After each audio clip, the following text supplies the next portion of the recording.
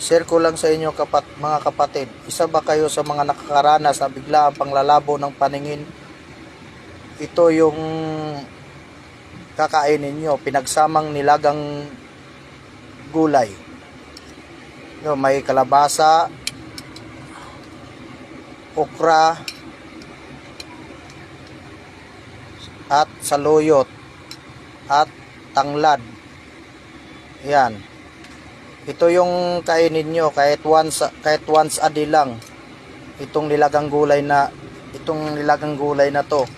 Effective siya. Mula nung kumain ako nito, nawawala yung panglalabo ng paningin ko. Oh. Effective yan mga kapatid. Subukan nyo lang sa mga taong nakakaranas ng biglaang panglalabo ng paningin.